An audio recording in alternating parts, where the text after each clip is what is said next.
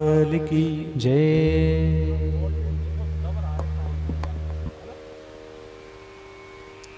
जय जय श्री राधे। बरियाने सते प्रश्न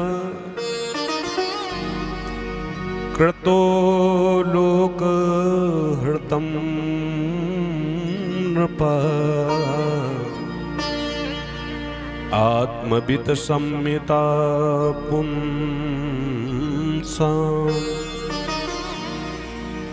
श्रोतव्यादि सुया परा।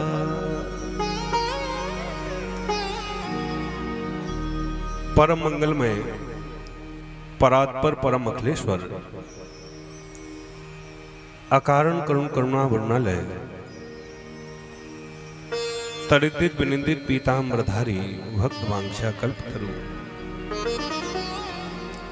नंदनंदन बालकृष्ण महाप्रभु की प्रतभांगमयी मूर्ति स्वरूपा श्रीमद् भागवत महापुराण भगवत चरण कमल अनुरागी बंधु श्रद्धामयी माताओं, परम पिता परमात्मा के अनंता अनंत उपकार के फलस्वरूप एवं हमारे परम आत्मीय अमित शर्मा जी के अथक परिश्रम के फलस्वरूप एवं इनकी माताजी की अहेतु की कृपा के फलस्वरूप उनकी ही प्रथम पुण्य स्मृति में आज हम समस्त श्रद्धालु श्रीमद् भागवत के चतुर्थ दिवस में प्रवेश पा रहे हैं। गायत्री देवी इंटरप्राइजेस इस कार्यक्रम के आयोजक हैं। भगवान इन पर ऐसी कृपा बरसाए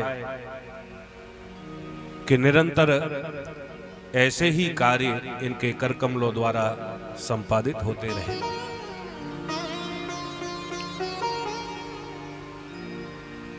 कल के पावन प्रसंग में आप सभी श्रद्धालुओं ने श्रवण किया कि राजा परीक्षित अपने बेटा जन्मेजय को राज्य सौंप करके बट वृक्ष की छांव में सुखताल में जाके बैठ गए। बड़े बड़े मुक्त संघ महात्मा परीक्षित जी की रक्षा करने के लिए दौड़ पड़े। देखो, व्यक्ति के अंदर पात्रता होनी चाहिए। राजा परीक्षित किसी को निमंत्रण देने के लिए नहीं गए थे कि मैं मरूंगा, मुझे क्या करना चाहिए, पर राजा परीक्षित में पात्रता थी, इसलिए बड़े बड़े मुक्त संघ महात्मा सब दौड़ दौड़ करके रक्षा करने लगे। सभी के चरणों में बारंबार प्रणाम करते हुए परीक्षित एक ही प्रश्न करते हैं, महाराज, मरने वाले प्राणी को क्या करना चाहिए? संतों में चर्चा हो ही रही थी, क्या करना चाहिए, क्या करना चाहिए। इतने में क्या हुआ? तत्रात् भवत भगवान व्यास पुत्रो यद्रक्षया गामट मानो नपेक्षा। साक्षात भगवान के स्वरूप श्री सुखदेव भगवान प्रकट हो गए। सभी संतों ने खड़े होकर के सुखदेव भगवान के चरणों में प्रणाम किया और परीक्षित को इशारा किया, चरण पकड़ लो, क्योंकि ऐसे मुक्त संघ महात्मा ज्यादा देर तक कहीं ठहरते नहीं।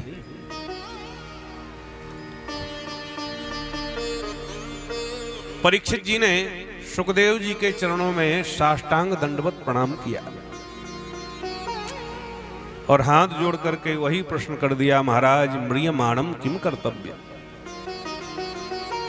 मरने वाले प्राणी को क्या करना चाहिए? और बस इसी प्रश्न पर रीझ गए श्री सुखदेव भगवान और कहते हैं भो राजन ते प्रश्न बरी आने। राजन तुमने बड़ा श्रेष्ठ प्रश्न किया है, क्योंकि यह तुम्हारा व्यक्तिगत प्रश्न नहीं है,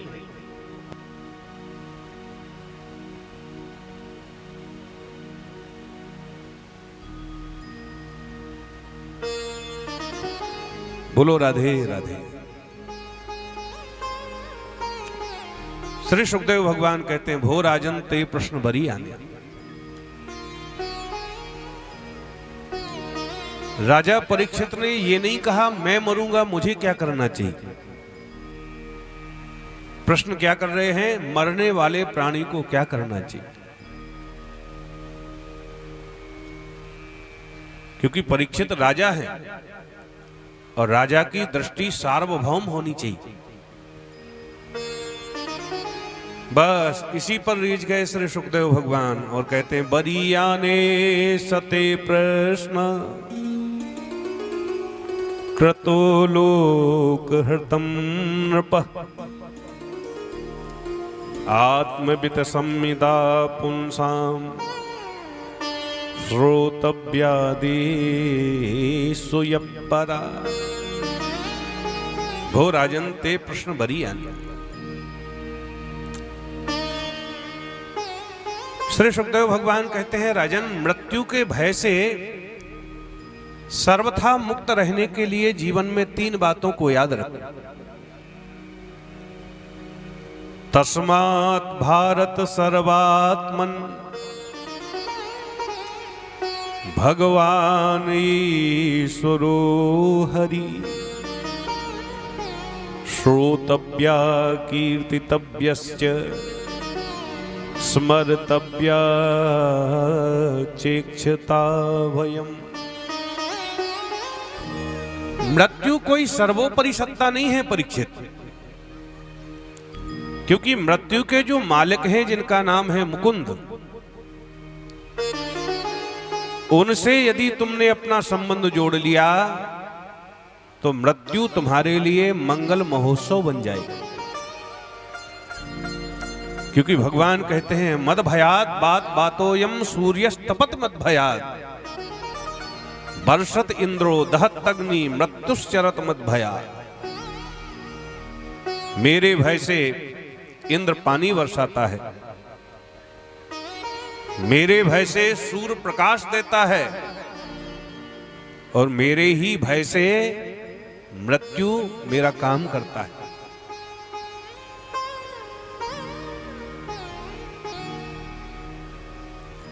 तो 3 बातों को याद रखो।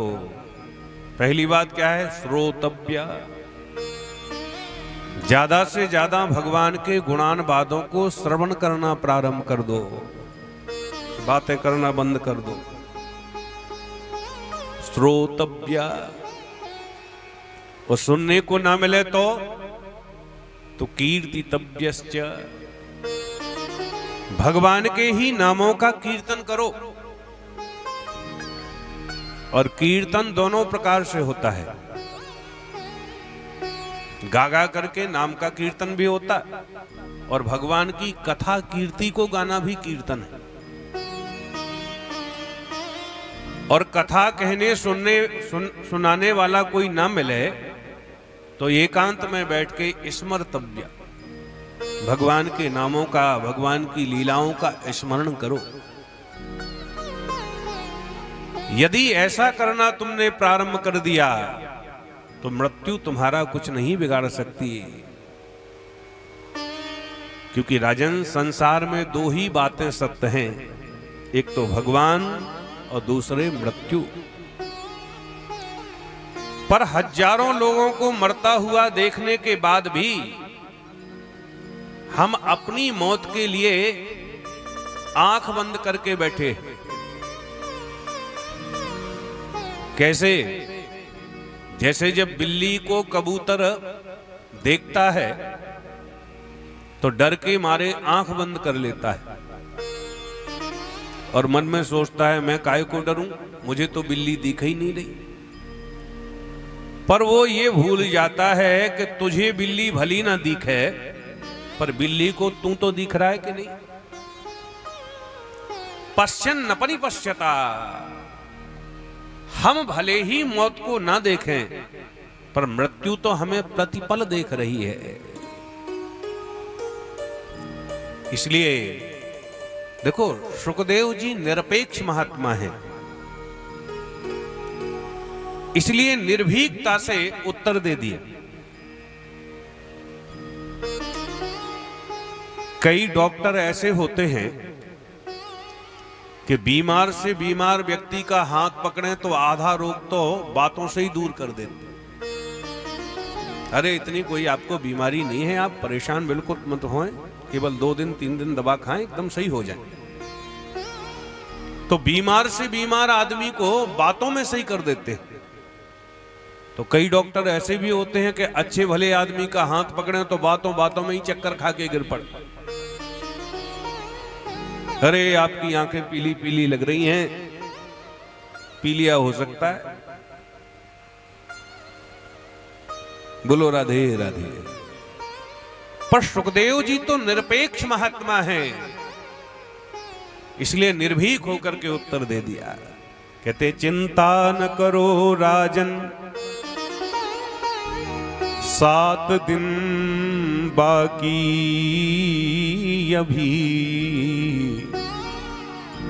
घड़ी भर में ही परलोक प्राप्त होता है। मेरा यह कथन है, ऋषि सब साक्षी हैं, भागवत सुनने से कष्ट सब मिटता है। देखता हूं आज से 7वें दिन तुम्हारे लिए, भक्ति मार्ग राम द्वार कैसे नहीं खुलता है। श्री सुखदेव भगवान कहते हैं, परीक्षित, संसार को बहुत ज्यादा छोड़ने का प्रयास न करो, क्योंकि यह संसार इतने सहजता में छूटने वाला है नहीं। कोई कितना भी प्रवचन कर ले कि संसार नश्वर है, इसको छोड़ो, इससे आसक्ति छोड़ो, पर प्रवचन की 1000 बातें हो सकती हैं, पर इतनी सहजता में ये संसार छूटने वाला है नहीं। कोई कितना कहे शरीर से आसक्ति छोड़ो, एक दिन लोग बाग जाकर के स्मशान घाट पर इसको फूंक देंगे। कोई कितना कहता रहे महाराज, पर शरीर से आसक्ति कैसे छूट जाए। कुंतलों घी दूध लगा दिए इस पर, हजारों लाखों रुपया के तो क्रीम पाउडर पोत दिए, तो इतनी सहजता में आसक्ति कैसे छूटे। तो करें क्या? बोले संसार को छोड़ने का ज्यादा प्रयास न करो, फिर भगवान को पकड़ने का प्रयास करो। और जब भगवान अच्छे से पकड़ में आ जाएंगे तो एक दिन ये संसार स्वतः ही छूट जाएगा। जैसे हमें छत पर जाने के लिए सीढ़ी की आवश्यकता होती कि नहीं, पर जब छत पर हम पहुंच जाते हैं तो क्या सीढ़ियों को छोड़ना पड़ता ना, फिर वो स्वतः ही छूट जाती। ऐसे ही भगवान जब जिस दिन ठीक से पकड़ में आ जाएंगे तो ये नश्वर संसार स्वतः ही सबका सब छूट जाएगा। जैसे एक कन्या का जब विवाह होता है ना, तो डरी सहमी सी बेचारी अपनी ससुराल जाती है। विवाह से पहले कोई पूछे तेरा घर कौन सा है, तो पिताजी के घर को अपना घर बताती। और विवाह के बाद में कोई पूछे तो पति के घर को घर बताने लगती।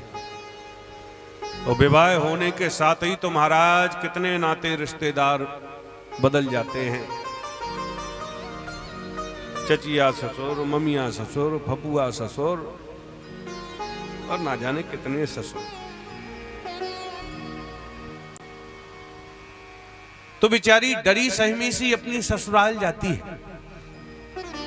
मन में अनेक प्रकार की कल्पनाएं होती हैं मेरे पतिदेव का स्वभाव न जाने कैसा होगा, मेरी सासू मैया का स्वभाव न जाने कैसा होगा। पर माता पिता ने हाथ पीले कर दिए तो बेचारी को जाना तो पड़ता ही है।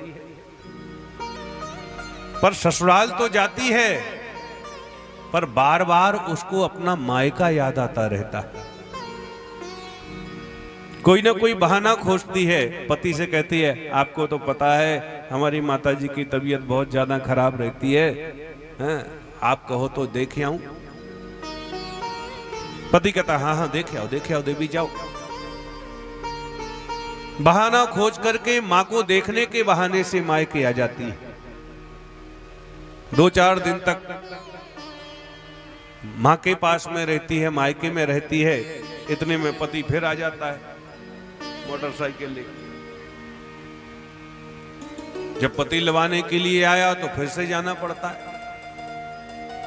महीने 2 महीने रहती है, फिर बहाना करती है आपको तो पता है हमारे भैया विदेश में रहते हैं, अभी वो छुट्टी में आए हैं, 1 हफ्ता रहेंगे, आप कहो तो 2-4 दिन मैं भी मिल आऊं उनसे। पति कहता हाँ हाँ मिल आओ। तो रहती तो ससुराल में है, पर बार बार उसको अपना मायका याद आता है। फिर आती है, फिर जाती है, फिर जाती है, फिर आती है। और आते जाते अब तो ससुराल में इतनी रचपक जाती है, इतनी रचपक जाती है कि 2-2 साल बीत जाते, मायका याद ही नहीं आता। तब माताजी फोन करके कहती हैं बेटा पूरी 2 साल बीत गए, अब कम से कम सूरत तो दिखा जा। और गोलू की बहुत याद आती है। तो फोन पे क्या कहती माता से, मैया से, मैया याद तो हमें भी आपकी बहुत आती है, पर क्या करें बच्चों की छुट्टी नहीं है और इनका भी काम धंधे का समय चल रहा है, इनको भी 1 दिन की फुर्सत नहीं है, वो छुट्टी मिलने दो, सबसे पहले आपसे ही मिलने को आऊंगी। अब देखो बात बदल गई कि नहीं। पहले मायके जाने के बहाने खोजती थी, अब ना जाने के बहाने खोजने लगी। कालांतर में उसका भी बेटा बड़ा हो जाता है और उसके बेटे का विवाह हो जाता है, तो उसके घर में बहू आ जाती है। तो जब तक तो महाराज पूरे घर की वो मालकिन बन जाती है, स्वामिनी बन जाती है। और फिर कभी सास बहू में झगड़ा हो गए, ध्यान से सुनना, सास बहू में झगड़ा हो गए तो बहू को ताना मारते हुए कहती है कि ये पराई जाई मेरे घर में ऐसी आई कि मेरा बेटा भी पराया कर लिया। अब तब तक वो ये बिल्कुल भूल गई कि सास भी कभी बहू थी, मैं भी पराई जाई आई थी। लेकिन क्या ये 2-4 दिन में हो गया? नहीं, समय लगा अभ्यास करने में। ऐसे ही धीरे धीरे करके जब भगवान के प्रति आपकी आसक्ति हो जाएगी और भगवान अच्छे लगने लगेंगे तो यह संसार स्वतः ही सब छूट जाएगा। परीक्षित कहते हैं महाराज भगवान का ध्यान कैसे करना चाहिए? तो ध्यान की विधि सुखदेव जी बता रहे हैं। जितासनो जितश्वासो जित संघो जितेन्द्रिया स्थूले भगवतो रूपे मनः संधारे धिया। भगवान का ध्यान करने में सबसे पहले आसन को जीते। ज्यादा से ज्यादा देर तक एक आसन पर बैठने का अभ्यास करें, क्योंकि हम लोग देखते हैं कि 3 घंटे की कथा में कम से कम लोग बाग 300 बार आसन बदल लेते, और बार बार आसन बदले तो समझ लो कथा में मन लग ही नहीं सकता। और कई लोग तो दरिद्रासन से बैठते हैं महाराज। दरिद्रासन जानते हैं आप? हम बता देते हैं। दोनों घुटनों को मोड़ करके वो फिर ऐसे बैठते। कोई बैठा हो तो सीधे बैठ जाओ, इसको दरिद्रासन कहते हैं। ऐसी आसन पर बैठने से दरिद्रता आती है, और ऐसा कोई बैठे तो उसका कथा में या किसी भी काम में मन लग ही नहीं सकता। जितासन, और इसके बाद में प्राणायाम के द्वारा फिर श्वास पर विजय पावे। जितश्वासो, और उसके बाद में संगत को जीते, क्योंकि संगत की रंगत बहुत जल्दी चढ़ जाती है। जैसा संग आप करेंगे तैसा ही रंग आपके ऊपर चढ़ जाएगा। और जितेंद्रिय, इंद्रियों पर अपना संयम रखो परीक्षित। इंद्रियां जो कराना चाहती हैं वो नहीं करना चाहिए, जो तुम कराना चाहते हो वो इंद्रियां करें। क्योंकि इंद्रियों के घोड़ों को यदि स्वच्छंद छोड़ दिया तो ना जाने कौन से गर्क में ये तुमको ढकेल देंगे। इसलिए इंद्रियों पर अपना संयम रखो। देखना इंद्रियों के न घोड़े बड़े, इनमें हरदम में संयम के कोड़े पड़े। अपने रथ को सुमार्ग चलाते चलो, कृष्ण गोविंद गोपाल गाते चलो।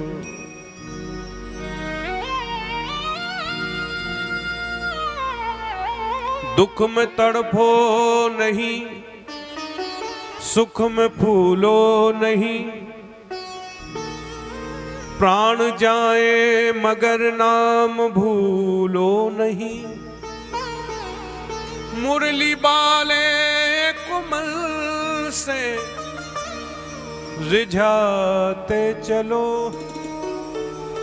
कृष्ण गोविंद गोपाल गाते चलो।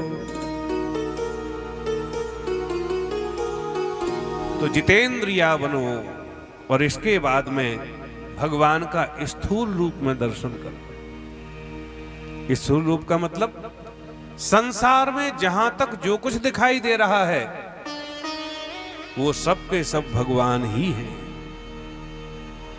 ये जो बड़े बड़े पहाड़ दिखाई दे रहे हैं यही भगवान के श्री अंग की हड्डियां हैं परीक्षित। ये बड़े बड़े जो वृक्ष दिखाई दे रहे हैं यही भगवान के लंबे लंबे केश हैं परीक्षित। छोटी छोटी दूब घास आदि जो है यही भगवान की रोमावली है परीक्षित।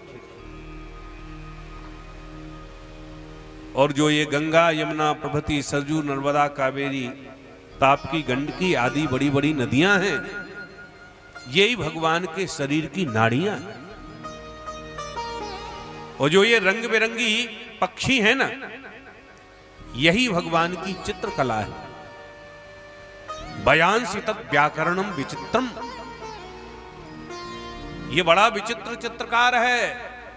देखो तो मोर के पंख में कैसा रंग भर दिया, कितने ही साल रखे रहो पर रंग फीका नहीं पड़ने वाला। और संसार का जो भी दृश्य तुम्हें अपनी ओर आकर्षित करता हो, तुम्हारे मन को अपनी ओर खींचता हो, बस वही भगवान की मुस्कुराहट है, वही भगवान की माया है। हासो जनोन्माद करीच माया।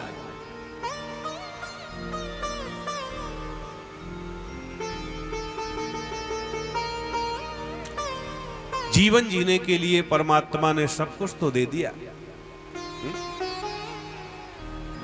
रहने के लिए सुंदर सुंदर गुफाएं बनाई हैं मेरे गोविंद ने। जल पीने के लिए सुंदर झरना नदियों की व्यवस्था गोविंद ने कर दी है। पेट भरने के लिए रसीले मीठे फल वृक्षों में लगा दिए। फिर कस्मात भजंती कवियो धन दुर्मदान धान। फिर और क्या चाहिए? एक महात्मा जंगल में रहते थे। सवेरे सवेरे एक सज्जन उनसे मिलने के लिए गए तो बाबा ने पूछ लिया, भैया कुछ बाल भोग कर आए कि नहीं? सज्जन बोले, हाँ महाराज, सुबह सुबह हलवा खाए आए थे, हलवा। महात्मा बोले, बेटा ये हलवा कैसा होता? अरे महाराज जी, सूजी का बनता, घी में सेक करके शक्कर डाल के, बड़ा स्वादिष्ट लगता। अब उन सज्जन ने हलवा की इतनी तारीफ करी, इतनी तारीफ करी कि महात्मा का मन भी चलायमान हो गया कि हमें भी हलवा मिल जाए। अब एकांत जंगल में हलवा कहां से आए, कहां से शक्कर आए और कहां से कढ़ाई आए? इतने में महात्मा ने क्या देखा कि सामने पका हुआ केले का फल लगा हुआ है। तुरंत आसन से खड़े हुए और केले को तोड़ा और जैसी छिलका हटा करके पाया कि तुरंत हाथ जोड़ करके भगवान को धन्यवाद देने लगे। जय हो प्रभु, कितना सुंदर हलवा आपने पैक करके भेज दिया। न शक्कर के चक्कर में पड़ना, न कढ़ाई के चक्कर में पड़ना। पैकिंग हटाओ, हलवा खाओ और हरि गुण गाओ।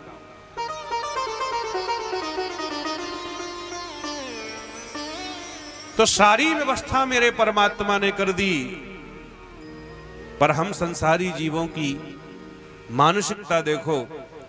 यदि कोई समय में कटौती होगी तो भगवान के भजन में,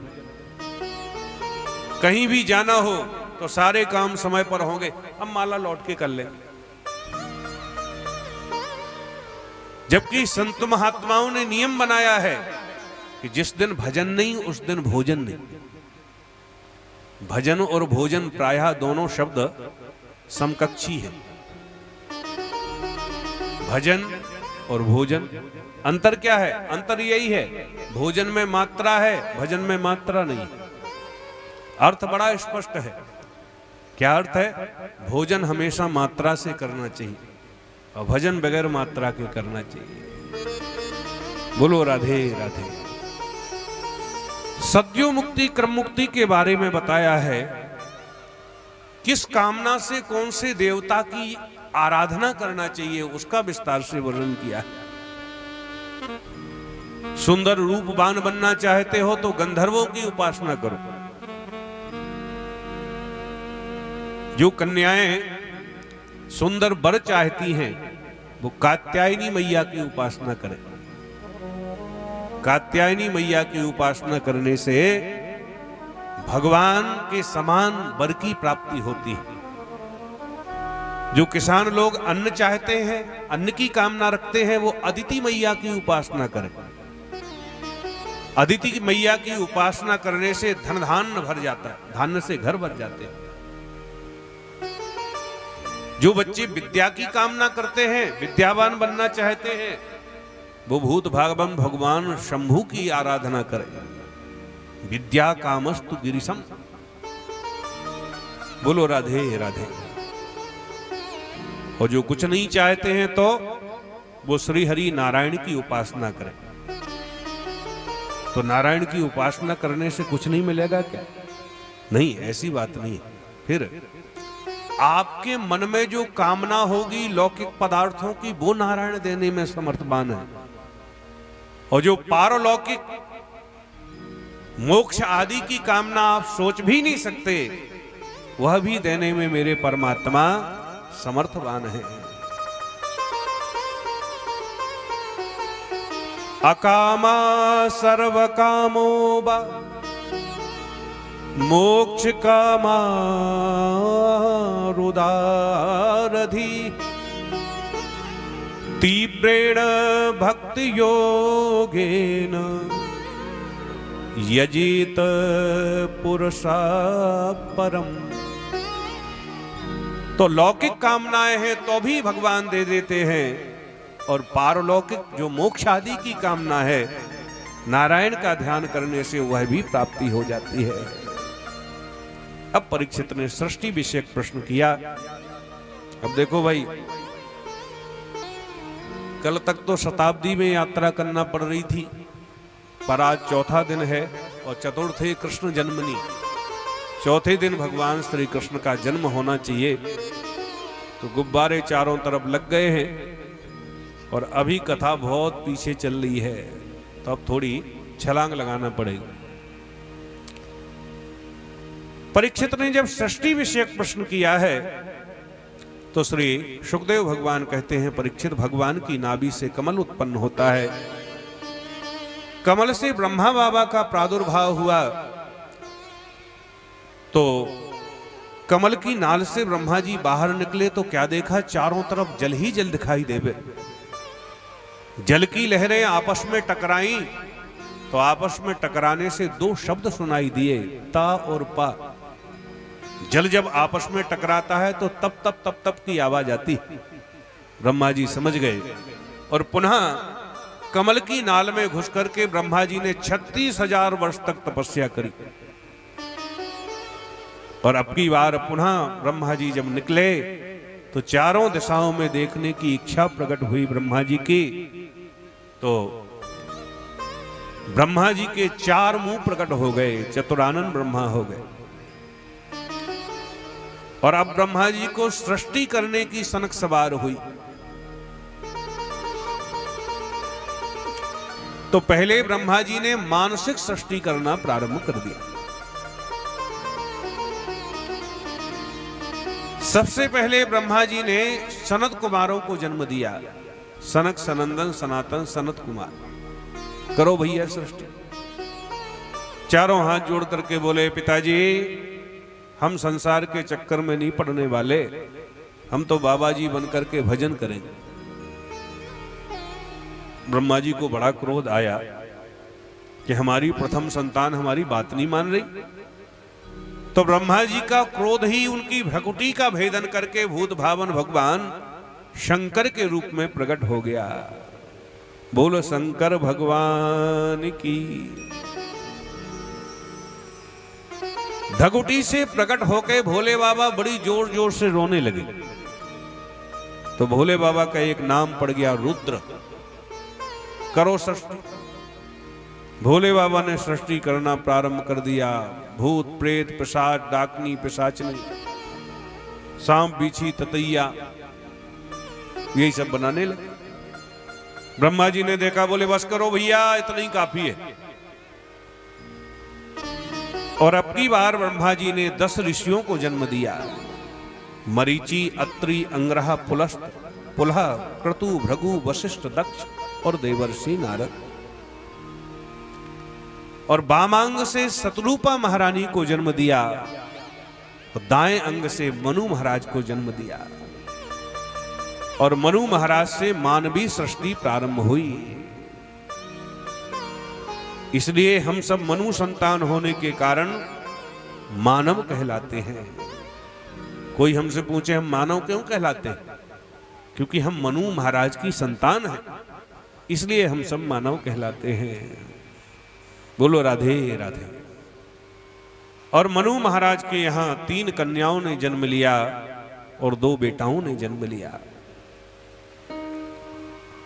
यहीं से तृतीय स्कंद से विदुर मैत्रेय संवाद हुआ, प्रारंभ होता है। एक बार मेरे गोविंद ने विदुर जी के आंगन को भी पावन किया है।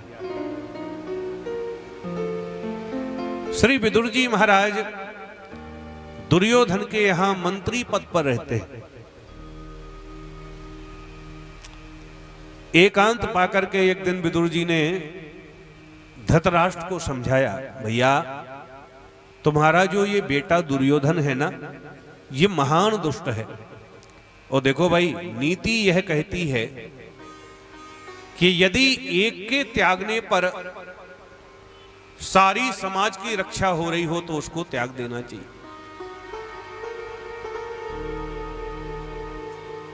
विदुर जी तो धृतराष्ट्र को एकांत में समझा रहे थे, पर दुर्योधन ने सुन लिया। जैसे ही दुर्योधन ने सुना तो विदुर जी महाराज को डांट दिया, हे दासी पुत्र विदुर, मेरे ही टुकड़ों पर पल करके और मेरे विरुद्ध मेरे पिताजी को भड़काते तुम्हें शर्म नहीं आती? जाओ आज से मैं तुम्हें मंत्री पद से बहिष्कृत करता हूं। डांट करके विदुर जी महाराज को भगा दिया। और विदुर जी तो यही चाहते थे, जहां अपनी बात का सम्मान ना हो तो ऐसी सभा को त्यागने में ही भलाई है। श्री विदुर जी महाराज तो कदली वन में अपनी पत्नी सुलभा के साथ में रहने लगे। इधर पांडवों ने एक बार भगवान द्वारकाधीश से कहा, प्रभु कृपा करके आप जाओ और उस दुर्योधन को समझा दो, केवल वो 5 गांव मुझे दे दे। हम नहीं चाहते हैं कि महाभारत का युद्ध हो, हम 5 गांव में ही संतुष्ट हो जाएंगे। भगवान बोले, पांडवों तुम भेजते हो तो हम शांति दूत बन के चले तो जाएंगे, पर उस दुष्ट की कुछ समझ में आने वाला है नहीं। पांडव बोले, क्यों प्रभु? भगवान बोले, क्योंकि समझ तो वो ही पाता है जिसे हम समझाना चाहते हैं। इधर धृतराष्ट्र को जब पता चला कि द्वारकाधीश शांति दूत बन के आने वाले हैं,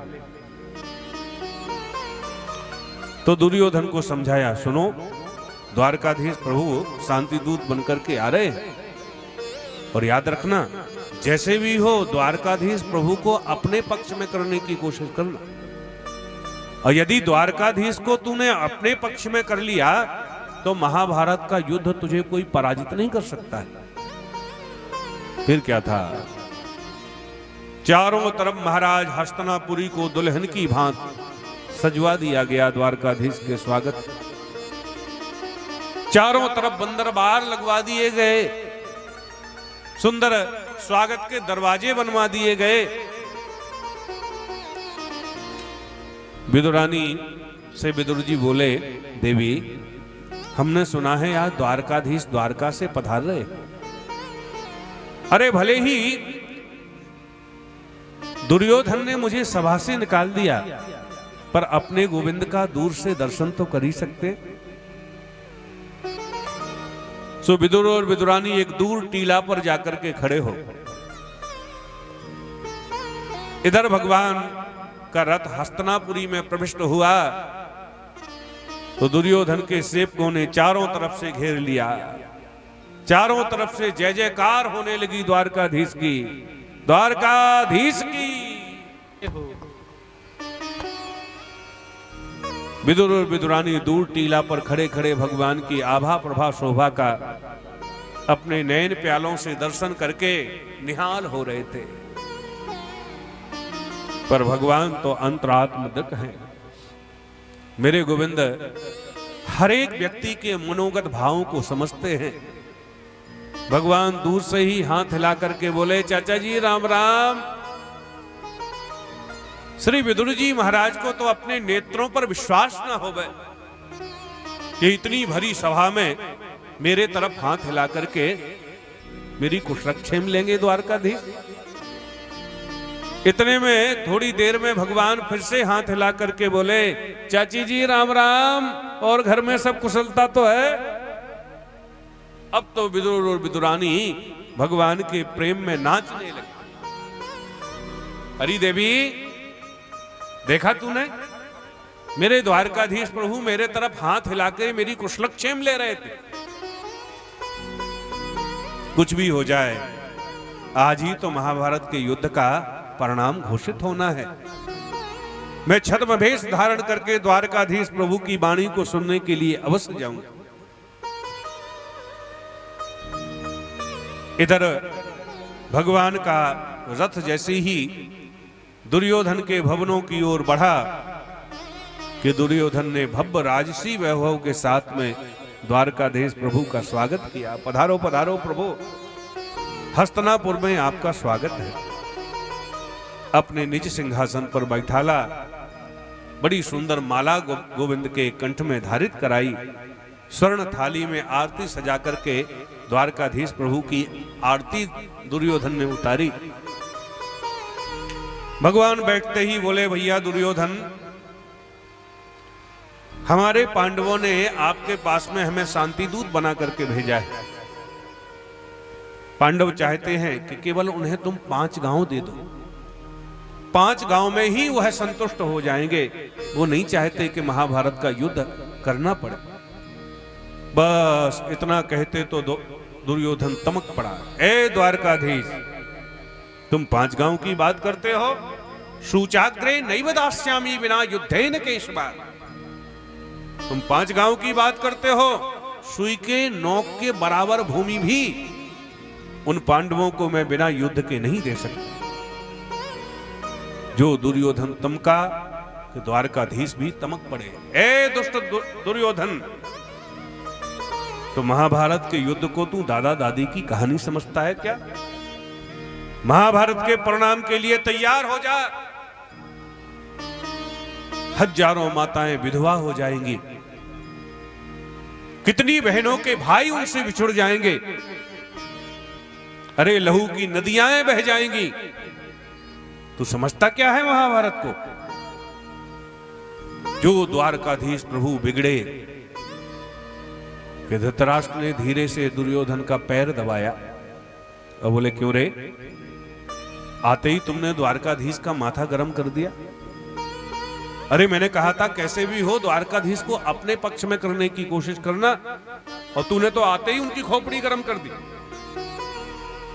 सोई दुर्योधन बातें बदलते हुए बोला, अरे द्वारकाधीश, अब जब आप आए हो तो 2-4 दिन तक हस्तिनापुर का आतिथ्य स्वीकार करो, और इसके बाद में फिर हम बैठ लेंगे, बैठ करके द्विपक्षीय वार्ता कर लेंगे। जैसा आपका आदेश होगा तदनुसार निर्णय हो जाएगा। चलो चलो, पहले भोजन पाओ। द्वारकाधीश, तुम्हारे स्वागत के लिए मैंने 56 प्रकार के व्यंजनों को बनवाया है। पाने की तो कौन बात करे, आपने कभी आज तक देखे तक ना होंगे। भगवान मन ही मन विचार करते हैं कि भोजन हमेशा 2 ही परिस्थितियों में होता है, या तो पेट में भूख बहुत ज्यादा हो तो भोजन चाहे जैसा हो पाना ही पड़ता, और पेट में बिल्कुल भी भूख ना हो पर पवाने वाले के हृदय में प्रेम ज्यादा हो तो पाना ही पड़ता। भगवान विचार करते हैं इसके हृदय में प्रेम नहीं और हमारे पेट में भूख नहीं, अब भोजन कहां से पावे? भगवान बात बनाते हुए बोले, क्षमा करें भैया, भोजन तो हम नहीं कर सकते। क्यों? क्योंकि हमारा तो निमंत्रण है। निमंत्रण है कहां? बोले यहां हमारे चाचा जी रहते ना, विदुर चाचा, उन्हीं के यहां निमंत्रण है। दुर्योधन बोला, द्वारकाधीश, लगता है आपको मालूम नहीं है, विदुर जी को इस समय मंत्री पद से बहिष्कृत कर दिया गया है, और आज के समय में तो 4 दाने पाने को स्वयं उनके घर में नहीं है, वो आपको क्या पवाएंगे? भगवान बोले, इससे हमें क्या लेना देना?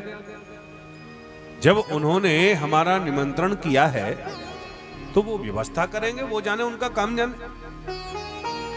विदुर जी भी उस सभा में बैठे बैठे ये सब सुन रहे थे। विदुर जी तुरंत खड़े हुए, पतली गली से भागते नजर आए, मन में विचार करने लगे थे। रास्ते में हाथ हिला के राम राम तो भई थी, पर भोजन की तो बात ही ना भई। पर ये कह रहे हैं भैया तो नंबर 1 को छलिया है। तुरंत दौड़ करके घर आए, विदुरानी से बोले, अजी सुनती हो, सारे घर को लीप पोत करके एकदम पवित्र कर दो, झाड़ पोछ करके एकदम स्वच्छ बना दो, क्योंकि मेरे द्वारकाधीश प्रभु मेरे भवनों में आने वाले। विदुरानी जी बोली, अपने भवनों में? हाँ। किसने कहा? बोले, किसी ने नहीं, उन्हीं ने कहा है। गोविंद की ही वाणी सुन करके आ रहा। तब तो विदुरानी तुरंत पूरे आंगन को झाड़ पोंछ करके पवित्र करने लगी।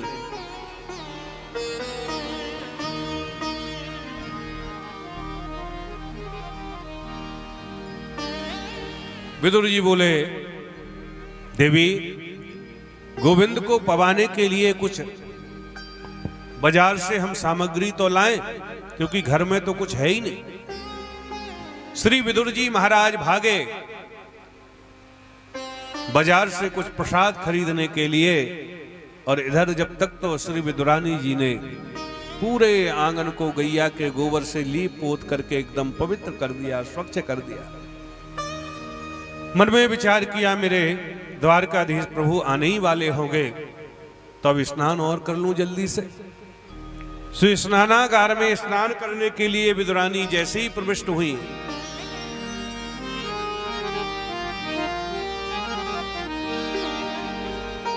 कि विदुरानी तो स्नानागार में पहुंची स्नान करने के लिए, और इधर दरवाजे पर आके द्वारकाधीश प्रभु ने कुंडी खटखटा दी।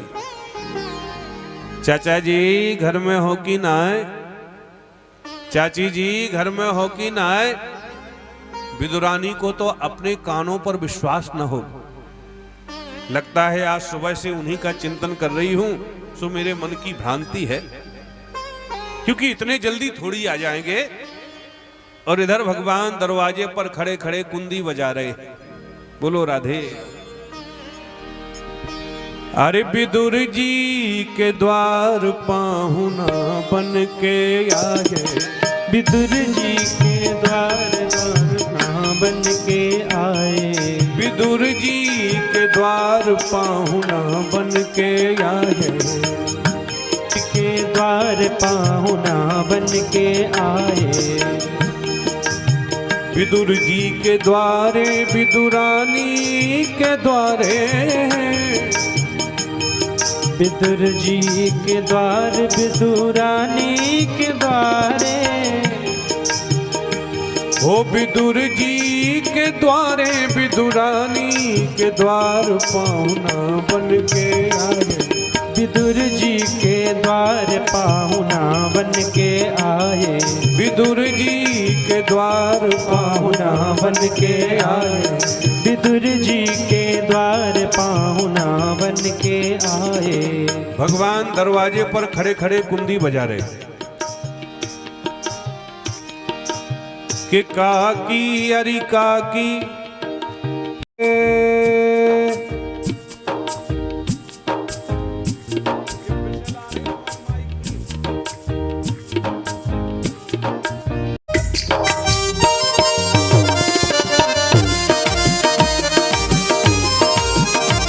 दोनों हाथों से ताली सेवा करते हुए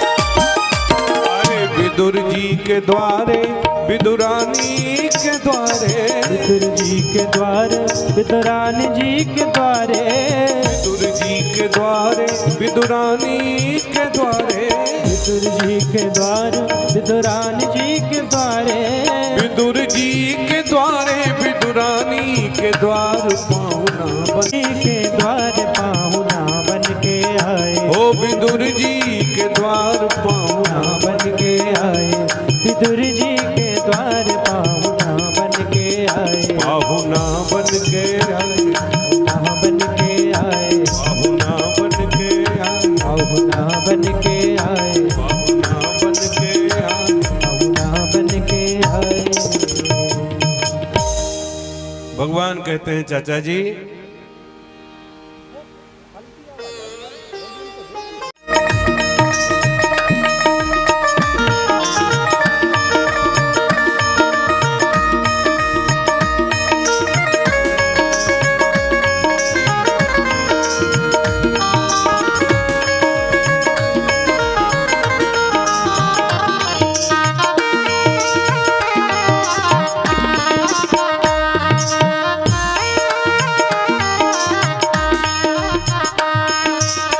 सबरी के जूठे बेरंग में, के जूठे बेरन में, सबरी के जूठे बेरंग में, सबरी के जूठे बेरन में, भर गई कौन भर गई तोल मिठाई। सबसे ऊंची प्रेम सगाई, सबसे ऊंची प्रेम सगाई, सबसे ऊंची प्रेम सगाई, सबसे ऊंची प्रेम सगाई। बोल भक्त वत्सल भगवान की। इस प्रकार से मेरे प्रभु ने श्री विदुर जी महाराज के आंगन को पावन किया। अब मनुष्तो शतरूपायाम तीसरा कन्यास जग्रय। मनु महाराज के यहाँ 3 कन्याएं हुई जिनका नाम है आकुति, देवहूति और प्रसूति। आकुति का विवाह रुचि प्रजापति के साथ में हुआ। बेटा हुआ एक जिसका नाम यज्ञ नारायण भगवान पड़ा। यज्ञ नारायण भगवान का विवाह दक्षिणा नाम की पुत्री के साथ में संपन्न हुआ। इसलिए यज्ञ की पत्नी है दक्षिणा। तो दक्षिणा की बात यदि आए तो मुंह नहीं सकोड़ना चाहिए कि दक्षिणा आप महाराज क्या दें, अब आगे बढ़ो आप। तो ऐसा नहीं, क्योंकि दक्षिणा के बगैर यज्ञ अधूरा होता है। मध्यम पुत्री जिसका नाम देवहूति था, उनका विवाह महामुनि कर्दम जी के साथ में हुआ, जिनके यहां 9 कन्याओं ने जन्म लिया।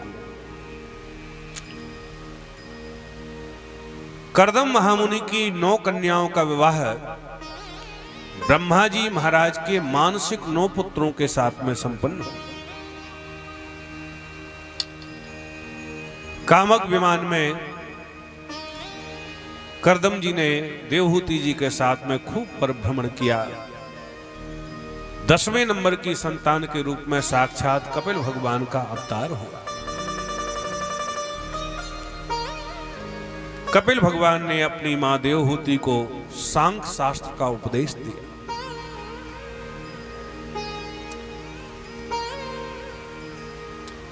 सांख्य शास्त्र का उपदेश देकर के कपिल भगवान गंगा सागर की ओर चले गए और आज भी गंगा सागर में विराजमान हो गए। देवहूति मैया का शरीर जलमग्न हो गया।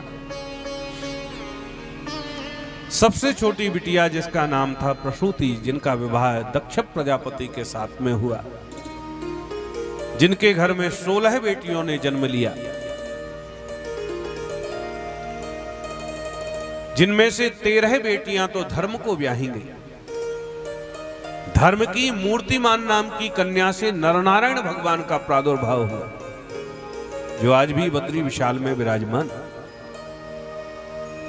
और एक बिटिया का नाम स्वाहा, एक का नाम स्वधा, जो पितरों को ब्याही गई। और सबसे छोटी बिटिया का नाम था सती, जिनका विवाह भूत भावन भगवान शंभु के साथ में हुआ।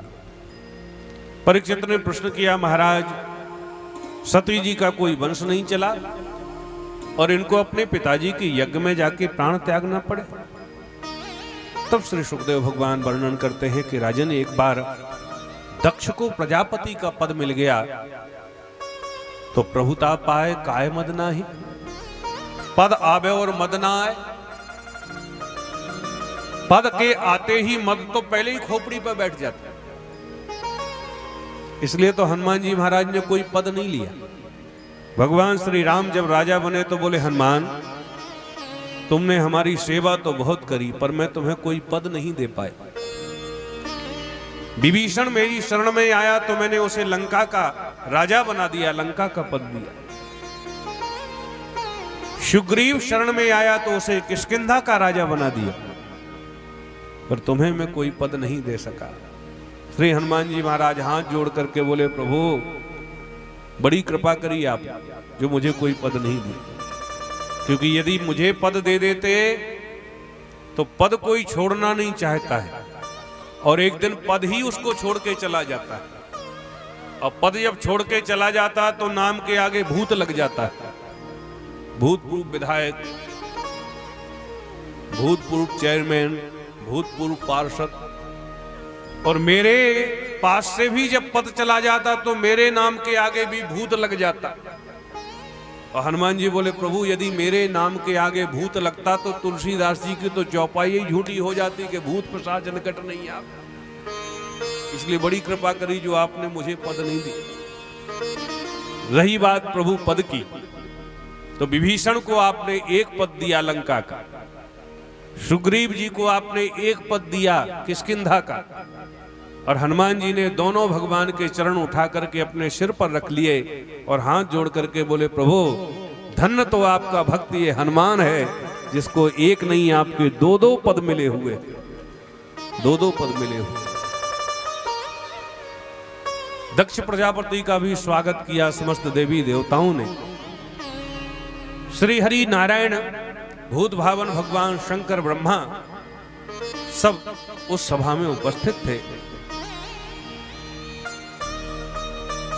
दक्ष आया तो इसके स्वागत में भोले बाबा खड़े नहीं हुए, बस इसी पर तमक पड़ा और भोले बाबा को हजारों गालियां सुना दी और शाप ही दे दिया कि आज से इसको किसी यज्ञ अनुष्ठान में सम्मिलित न किया जाए।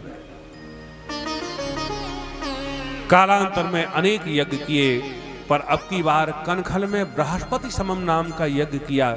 समस्त भूमंडल के देवी देवताओं को निमंत्रण दिया। सती महारानी को कोई चिट्ठी पत्री नहीं दी। 16 बहनें सती हैं, सबके विमान गड़गड़ा करके चले जा रहे हैं कैलाश पर्वत से होकर के। विमानों की गड़गड़ाहट सुनकर के सती जी बाहर निकलती हैं तो क्या देखते हैं कि विमान में तो हमारी बहन बैठी चली जा। कहां जा रही हो? बोले पिताजी के यज्ञ में आप नहीं चलो? चलो चलो मैं चलती आती हूं पीछे। सती जी भोले बाबा के चरण दबाना प्रारंभ कर दी। भोले बाबा की समाधि खुली तो पूछ लिया देवी आज इतनी चरण सेवा काय को हो रही? बोलो राधे राधे। जिस दिन ज्यादा चरण सेवा होने लगे ना उस दिन थोड़ा सावधान हो जाना चाहिए। बोलो राधे राधे। सती जी हाथ जोड़ करके बोली प्रभु भोलेनाथ आपको पता नहीं प्रजापतिस्ते स्वसरस सांप्रदम निर्यापितो यज्ञमहो सबा किला। अरे आपके ससुर साहब ने कनखल में बहुत बड़े यज्ञ का आयोजन किया है। आज सती जी ये नहीं कह रही कि हमारे पिताजी ने किया, नहीं आपके ससुर साहब। आप नहीं चलोगे? बोले बाबा बोले हमें तो चिट्ठी ही नहीं मिली तो हम काहे को जाओ। सती जी बोले महाराज ऐसा थोड़ी हो सकता है कि हमें निमंत्रण नहीं आया हो। आप रहते ही ऐसी जगह हो कि किसी भूत प्रेत के हाथ में पड़ गया होगा तो उसने फाड़ के फेंक दिया। बोलो राधे राधे। भोले बाबा का विवाह होकर के जब आया तो एक मरघटा मिला। पार्वती जी को बैठाल करके कहार पालकी ढोते चले आ रहे थे। भोले बाबा बोले बस इसी मरघट पर रोक दो। मरघटा पर उतर गए, कहारों को लौटा दिया। अब जैसे ही शाम होने लगी पार्वती जी भोले बाबा से बोली प्राणनाथ चलो अब घर चलो अपने। भोले बाबा बोले देवी अपना घर कहीं नहीं। घर कहीं नहीं? बोले हाँ। भोले बाबा बोले अपने राम ने घर कहीं नहीं बनवाया, अपने तो प्लॉट हर जगह पड़े। बोलो राधे राधे। 2-4-10 दिन बीते मरघटा में रहते रहते। पार्वती जी बोले प्राणनाथ चलो किसी से मिल जो लाएं, किसी के यहां हो आए। भोले बाबा मुस्कुरा के बोले देवी अपन को किसी से मिलने नहीं जाना है। अपन ऐसी जगह बैठे हैं कि सब अपन से ही मिलके जाएंगे। बोलो राधे राधे। भोले बाबा बोले देवी तुम्हारे पिताजी के सम्मान में मैं खड़ा नहीं हो सका। सो इतनी गालियां उन्होंने सुनाई, इतनी गालियां सुनाई और लगता है उस दिन का क्रोध उनका आज भी हृदय से नहीं निकला। देवी कदाचित कोई बाण मार दे तो बाणों के द्वारा जो घाव होते हैं वो कालांतर में औषधियों के द्वारा समाप्त हो जाते हैं, पर वाणी रूपी बाण से जो हृदयगत घाव होते हैं, बुद्धिबा निशम तप्यति मर्म ताड़िता, दिन और रात मरने से भी ज्यादा पीड़ा पहुंचाते हैं। और इसी की वजह से तुम्हारे पिताजी ने मुझे निमंत्रण नहीं दिया, इसलिए बगैर बुलाए नहीं जाना चाहिए। माताओं को मायके जाने से मना कर दिया जाए महाराज, तो फिर तो इनकी सूरत देखते ही बनती, सबका अनुभव होगा। अब तो सती जी ऐसी लाल लाल आंखों से भोले बाबा को देखती हैं मानो जला करके भस्म कर। सती रुषा, भोले बाबा तो नेत्र बंद करके बैठे।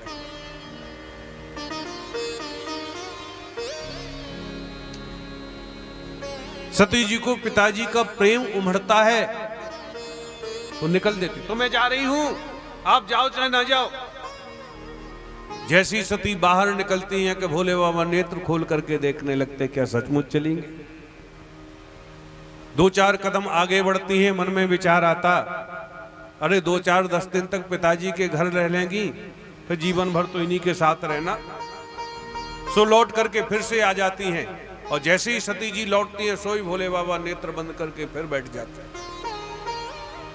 निष्क्रामती निर्मससी दुधाससा, ऐसे लगता है आज जैसे कैलाश पर्वत पर एक साथ 2 सती प्रकट हो गई हो। अब की बार पिताजी का प्रेम जब उमड़ा सती जी को, तो चल ही गई। भोले बाबा ने नेत्र खोल कर देखा कि अब तो सचमुच चलेंगे। तुरंत अपने गणों को आदेश दिया, जाओ ससम्मान भेज करके आओ माता जी। चारों तरफ से गणों ने घेर लिया, माता जी हम भी चलेंगे, हम भी चलेंगे। माता जी बोली चलो। पर जैसे ही सती पिताजी के यहां पहुंची, तो सारी बहनें व्यंग के बाण मारते हुए मिलने लगी। अरे आओ आओ सती बहना, मैं तो कब से आपकी प्रतीक्षा कर रही थी कि मेरी बहन सती नहीं दिख रही, सती ना आई। पर मुझे तो यहां आने के बाद में पता चला कि पिताजी ने तेरे को निमंत्रण नहीं दिया। चलो चलो, अपना तो घर है, नहीं दिया तो क्या हुआ। और बताओ घर में सब कुशलता तो है कि नहीं? अच्छा अच्छा सती, कहीं घर बनाया भी है या मरघटा में ही रहती हो?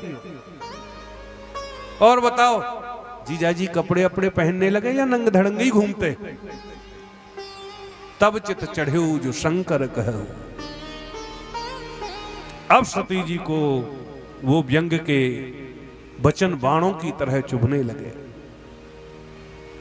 मन में विचार किया, माए का तो मां से होता है, चलो मां से तो मिल आवे। सती जी के ना आने का हृदय से यदि किसी को कष्ट था, तो वो इनकी मां प्रसूति को था। और जैसे ही अपनी बिटिया सती को आता देखा, तो दौड़ करके हृदय से लगा लिया।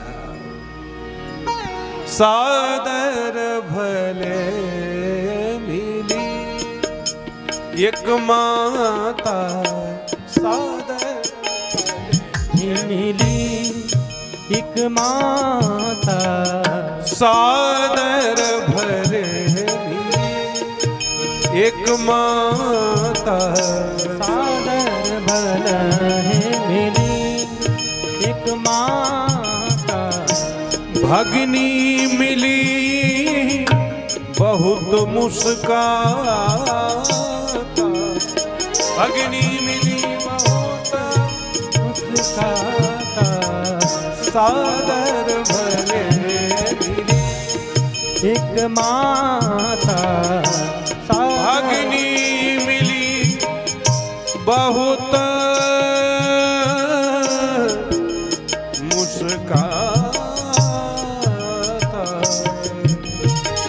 सादर भले मिली एक माता, सादर मिली एक माता, सादर भले मिली एक माता, सादर भले मिली, सादर भले, सादर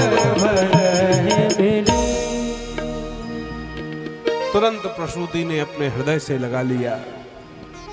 सती जी ने विचार किया, चलो यज्ञशाला का निरीक्षण कर आए। यज्ञशाला का दर्शन करने के लिए सती गई तो समस्त देवी देवताओं का भाग यथावत रखा हुआ है, पर भोले बाबा का कहीं कोई भाग नहीं दिखाई दिया। तो सती जाए देखियो जब जागा, कतहु न दीख शंभु कर भागा। भोलेनाथ का जब कहीं भाग नहीं देखा तो अब तो सती जी दक्ष प्रजापति पर क्रोधित होने लगी। हे दुष्ट दक्ष, जब तक मैं जीवित रहूंगी तब तक लोग बाग मुझे दाक्षायणी दक्ष पुत्री कह के पुकारते रहेंगे, पर शिवद्रोही से मेरा कोई संबंध हो मैं नहीं चाहती। अत्यंत शीघ्र प्रसन्न होने वाले देवता आशुतोष भगवान शिव से तूने विद्रोह किया। तुरंत सती महारानी भोलेनाथ के ध्यान में बैठ गई और अपने शरीर को ही भस्म कर दिया। जितने गण गए थे वो सती मैया के निधन को देख करके उत्पात मचाने लगे।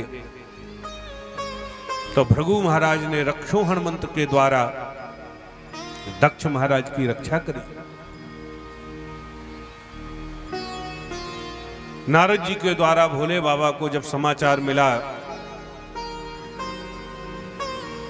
कि आपकी देवी जी पिताजी के यज्ञ में समाप्त हो गई, तब तो भोले बाबा क्रुद्ध हो गए। तुरंत अपनी जटाओं को पकड़ करके धरती में पटक दिया और भोले बाबा की जटाओं से वीरभद्र नाम का गण प्रकट हो गया। हाथ जोड़ के कहता है, तम किम करोमि, आदेश करें भोलेनाथ मैं क्या करूं। तब भोले बाबा ने आदेश दिया, दक्षम से यज्ञम जहि मत बटानाम तुमक गुणीर्दहटांशको में, जाओ दक्ष को यज्ञ सहित ताश कर दो। फिर क्या था, चारों तरफ से भूत प्रेतों की मंडली लेकर के दौड़ पड़े वीरभद्र महाराज। चारों तरफ से यज्ञशाला को घेर लिया। कोई यज्ञशाला की बल्लियों को उखाड़ उखाड़ करके पटकने लगे, तो कोई भंडार गृह में घुस करके रायते के कुंड में हर हर महादेव करके स्नान करने लगे। जो पहले पिटे हुए गए थे गण वो भी साथ में गए। वीरभद्र से बोले, महाराज जब हम पिट रहे थे तब ये पूषा देवता है ना, ये ही करके हमें बत्ती दिखा करके हंस रहे थे। एक मुक्का मारा महाराज सो सारी बत्ती सी बाहर आ गई। महाराज ये भग देवता है ना, ये आंखें मटकाए करके हमको चिढ़ाए रहे थे। 2 अंगुली डाल के उनकी आंखें ही बाहर निकाली। ये भृगु जी महाराज है ना महाराज, ये दाढ़ी पर हाथ घुमा करके हमको बहुत चिढ़ा रहे। वीरभद्र ने एक अंटा मारा, एक झटके में दाढ़ी हाथ में आ गई। सभी का चित्रवध किया और अंत में दक्ष प्रजापति को पकड़ के जकड़ के मुंडी मड़ोर करके यज्ञशाला में स्वाहा, सारे यज्ञ को विध्वंस करके भोले बाबा के गण तो भोले बाबा के पास में आए और जितने वैदिक ब्राह्मण यज्ञ में सम्मिलित होने के लिए गए थे वो सब रोते रोते ब्रह्मा जी के पास में गए। तो ब्रह्मा जी से हाथ जोड़ करके बोले, ब्रह्मा बाबा दक्ष के यज्ञ में सम्मिलित होने के लिए गए थे, सो मिला जुला तो कुछ नहीं, शरीर का भाग और चला गया।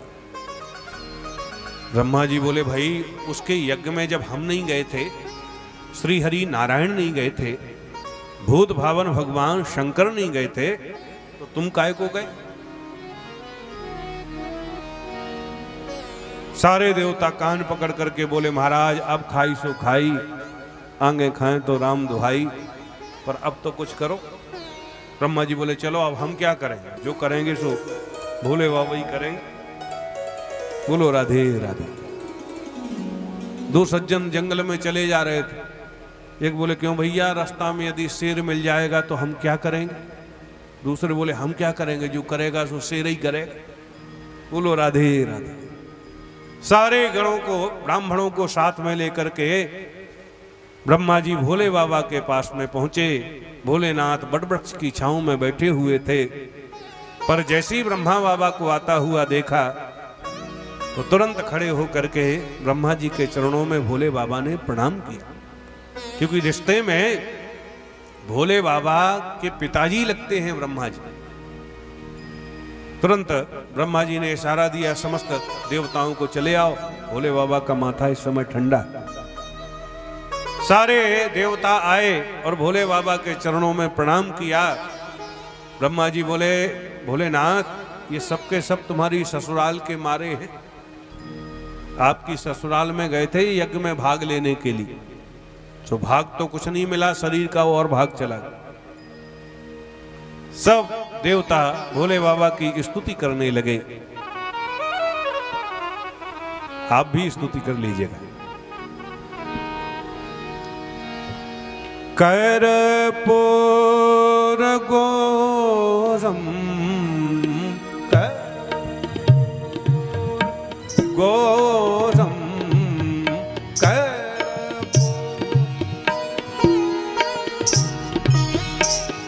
करुणावतारम संसार सारम भुजगेन्द्रहारम संसार सारम भुजगेन्द्रहारम सदा बसंतम हृदयारुदे भवम भवामि सहितं नमामि गौरम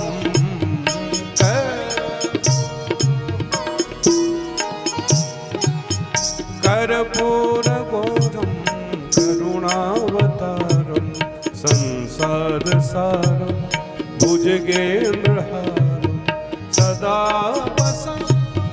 हृदयारुदे भवम भवामि सहितं नमामि गौरम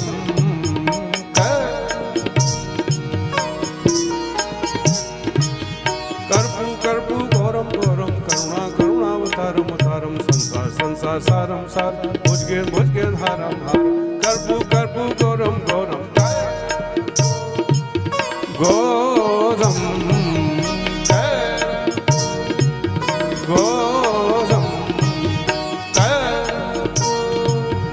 गौरम। समस्त देवताओं ने स्तुति करी तो भोले बाबा प्रसन्न हो गए और सभी को यथा उचित भोले बाबा ने वरदान दिया। भग देवता बोले, महाराज हमारी तो नेत्र ही फोड़ दिए, अब हम कैसे देखें? भोले बाबा बोले, तुम मित्र की दृष्टि से देख सकोगे, हमारा वरदान। पूछा देवता बोले, महाराज हमारे तो दांत ही तोड़ दिए, अब हम खाएं कैसे? भोले बाबा बोले, सत्तू घोल घोल करके पियो, दांतों की जरूरत ही नहीं। भृगु बाबा बोले, महाराज हमारी तो दाढ़ी ही नोच ली, हमारी आदत है कि जब तक दाढ़ी पे हाथ नहीं घुमा लेते तो तब तक हम मंत्र ही नहीं बोल पाते। भोले बाबा बोले, अब पूरी दाढ़ी तो नहीं आएगी पर बकरे जैसी थोड़ी थोड़ी आ जाएगी, जाओ हमारा आशीर्वाद। भृगु जी बोले, महाराज हम तो फ्रेंच कट से ही काम चला लें। सभी देवताओं को वरदान दिया। अंत में सब मिलकर के बोले, भोलेनाथ अब चलो दक्ष के यज्ञ को भी संपन्न कर दो। भोले बाबा बोले, हमें तो उसमें कोई भाग मिला नहीं था, हम काहे को जाए? तब तो समस्त देवताओं ने डिमडिम घोष किया, भोलेनाथ हम संकल्प करते हैं कि यज्ञ में आज के बाद जो भी अवशिष्ट भाग बचेगा उस पर भूत भावन भगवान शंकर का ही अधिकार होगा। भोले बाबा बोले, चलो जो ही राम सोई राम। चलो भोले बाबा